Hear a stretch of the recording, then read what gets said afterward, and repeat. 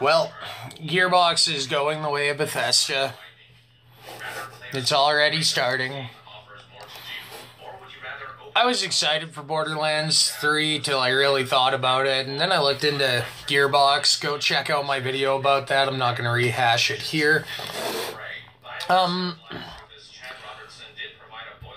Yeah. After Fallout 76, I really thought and really hoped that, you know, Bethesda would redeem themselves with Rage 2.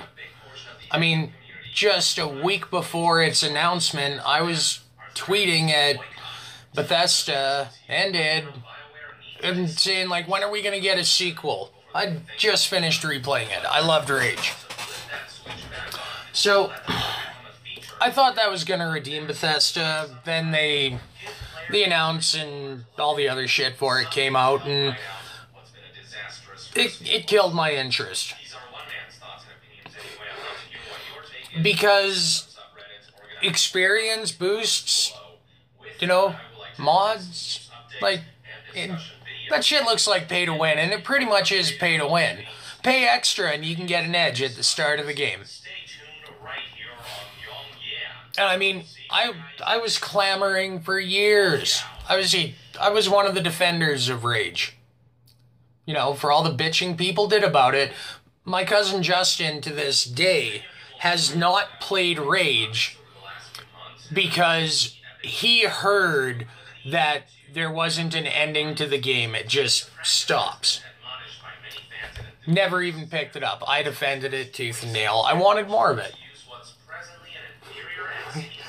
And Bethesda, you know, monetized the hell out of it. Killed it off. No interest in Rage 2. I'm taking a hard pass. Instead, I'm going to finally get around to, the people that are making Rage 2. They made Mad Max. Now, I haven't got into that one yet, so instead of Rage 2, I'm going to do that. Because fuck you, Bethesda. Now Gearbox is kind of doing the same thing. Now, I mean, don't get me wrong, I got the collector's edition for Borderlands 2. I went out and bought a second copy of Borderlands 1 because I had to have the Game of the Year edition in my library. They were gold. I loved them. They were great. But what Borderlands 3 is offering, I mean, 4 different release versions. I mean, you don't even get anything of any actual value until you get into the Super Deluxe Edition because it comes with the Season Pass. Now, that's $99.99 American. That's like $119.99 up here in Canada. Or $129. Like $130 for the full game experience? You gotta be fucking kidding me. And they don't offer anything before you get to this where there's any value. Believe me, the mods and skins that they're going to throw in with the pre-order bonuses, you're going to find better within 4 hours of gameplay, so why spend the extra money? Then, I mean, you get into the Diamond Loot Chest Collector's Edition, that's $250 American, that's $300 up here in the Great White North. But I mean, that's actually got some shit to it that, you know, is of actual value. Steelbook, art lithographs, cloth map, vault keychains, 4 of them, Borderlands character figures. I mean, 10 of those. The chest itself actually contains all this stuff, and that's pretty cool. But not at $300.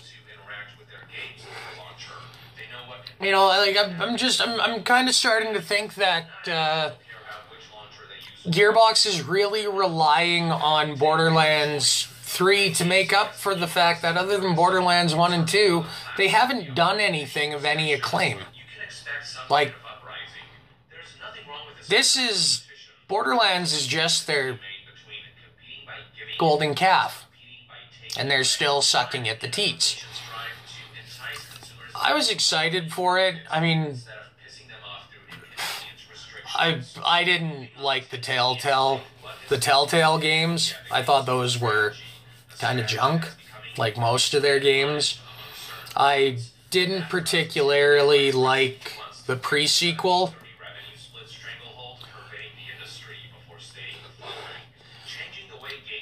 I mean, really, I have to wonder, is Borderlands 3 getting the hype it's getting because it genuinely looks like a good game and not just more of the same old? Because it's a very easy... It doesn't look like things have updated much since the pre-sequel. It's very easy for that art style to remain timeless and relevant. To the credit of Gearbox. I mean, it is a good-looking game. But the pricing, the monetization schemes of it, I mean, I personally think the Calypso twins look silly and not like the penultimate enemy of a game. So, I mean, that's just me. Borderlands 3, sorry Gearbox, you guys just went full Bethesda and put yourself in the same pile as them. So, no to the pre-order. I mean, I might pick up the collector's edition down the line if I can find an unopened one. But I won't be pre-ordering it. I'm not going out of my way for this game on release. I'm not waiting 6 months for it to go on Steam. I'm just gonna take a pass. I have a feeling that if I bought this game, the standard edition, the one you'd find at retail on a shelf,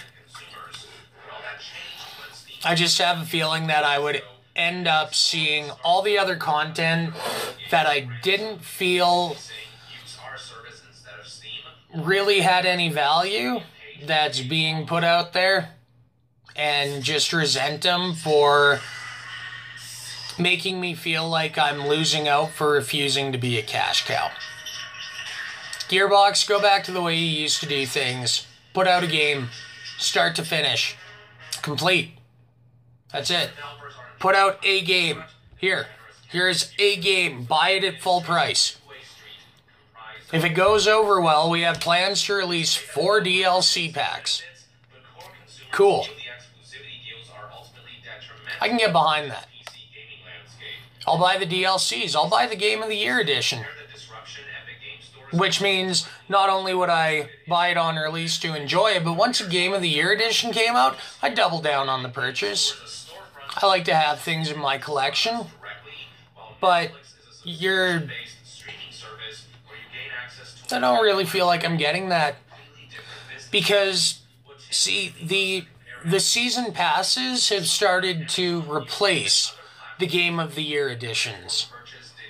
You don't get a game and then maybe go out and buy the Game of the Year edition anymore. You go out and get a game, you buy the season pass to get a whole bunch of worthless crap. But you want to get the DLCs. No, I'd rather have them on a disc. I'd rather have the game and the DLCs on a disc. So if I ever don't have the internet, I can still get access to the content I've paid for. So, just the foundation that they're doing Borderlands 3 on looks too much like Bethesda, who's going to shit with their monetization, and I've had enough of it. I think I'm going to go play Mad Max, or, you know, wait patiently for the creators of Ashen to release another one of those, which, again, those guys will see $50 out of me to buy that game at full price before Gearbox sees a full $80 out of me for a copy of their game. That's all I have to say about it. Bye-bye.